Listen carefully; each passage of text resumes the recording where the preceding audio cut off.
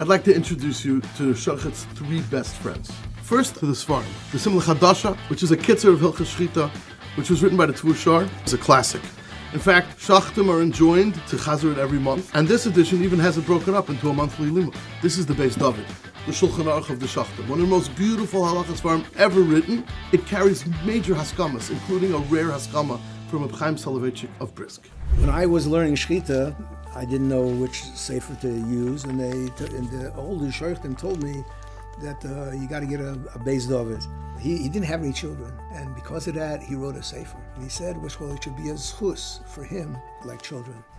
These are a Shochet's chalafim. From a small chicken chalaf, a lamb chalaf, from the famous home of J.D. Miller and Sons from the Lower East Side, world famous chalafim that go for a tremendous amount of money today still, even though they haven't been produced since the 60s. This is a calf chalaf, and this is what we call a gasas chalaf, a chalaf for behemoth gasav. The metallurgy is borrowed from steel houses all over the world. Shachtim are always looking for the next best steel.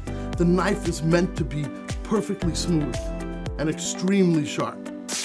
The knife is structured in a way where the spine is thicker and it's ground down to a very, very fine edge. And this brings us to the third friend of the Shochet, the stones. This stone is a black surgical Arkansas stone from the Washita Mountains, one of the most prized Glattsteiner, or a smoothing stone. The technology for stones we borrow from the straight razor world.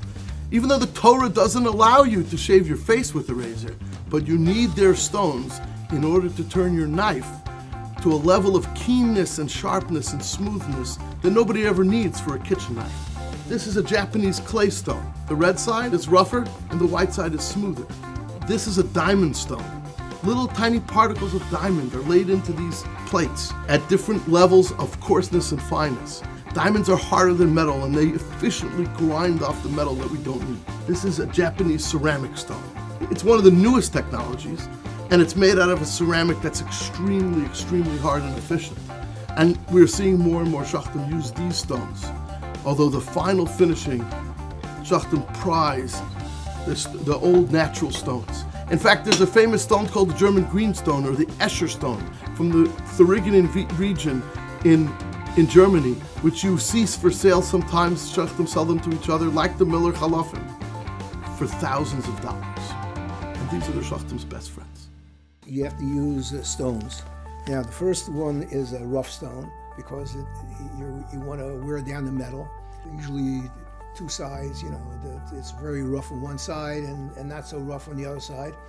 But both of them, you can't go into Shchita afterwards, because it'll make a drut, which is a wire on the metal, and you have to take it off. So you take it off with a smooth stone. You look for imperfections in the stone itself, usually black dots or something like that, meaning you'll take the drut off, but you're rubbing it on top of something else that has some kind of imperfection in it. So you have to get a stone that are basically that are perfect.